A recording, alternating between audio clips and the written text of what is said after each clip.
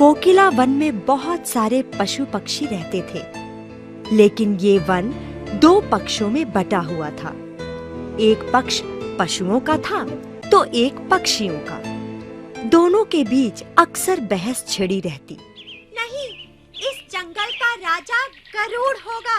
नहीं, इस जंगल पर हमारा राज्य होगा। इस बात को लेकर उनमें अक्सर घमासान युद्ध छिड़ा रहता। दोनों पक्षों को भारी नुकसान उठाना पड़ता, लेकिन कोई भी झुकने को तैयार नहीं था।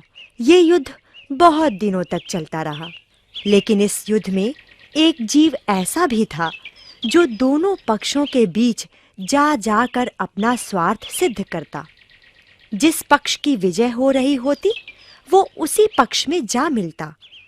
युद्ध के कारण लोगों ने उसकी चापलूसी और इधर-उधर की लगाने की आदत पर ध्यान नहीं दिया। इसका उसने खूब फायदा उठाया और एक दिन दोनों पक्षों में संधि हो गई।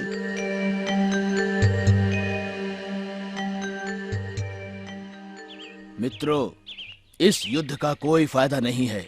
हम सभी पक्षी सर्वसम्मति से शेर को अपने जंगल का राजा चुनते हैं। मित्रों, इस सम्मान के लिए धन्यवाद।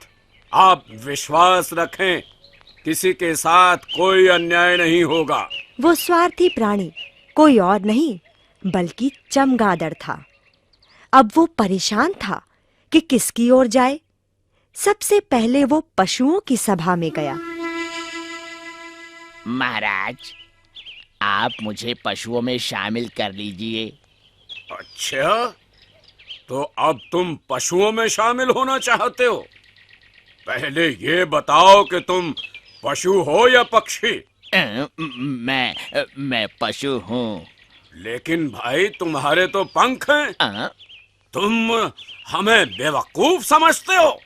भाग जाओ यहाँ से। तुम पशुओं में शामिल होने लायक नहीं हो। कृपा करके आप लोग मुझे अपने साथ मिला लें। तुम पक्षियों के साथ नहीं मिल सकते। पहली बात तो तुम्हारे पास चोंच नहीं है, और दूसरी बात, तुम स्वार्थी और धोखेबाज हो। वैसे भी तुम्हारे कान चूहों जैसे हैं। तुम्हें चूहों के पास जाना चाहिए। भाइयों, मेरे तुम्हारी तरह लंबे लंबे कान हैं और मैं तुम्हारी तरह ही बच्चों को दूध पिलाता हूँ। तुम मुझे अपने साथ मिला लो। लो भाई, आ गया धोखेबाज।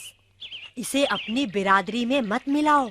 ये किसी भी दिन हमें धोखा दे सकता है। इसके पूंछ में तो नहीं है, तो फिर ये हमारा सदस्य कैसे बन सकता है? अब तो इसे अपने ही स्वार्थ और धोखे के लिए हमेशा अकेले रहना पड़ेगा। ये दिन भर पेड़ पर उल्टा लटकेगा। हाँ। और रात को अकेले घूमेगा। यही इसकी सजा है। बिल्कुल।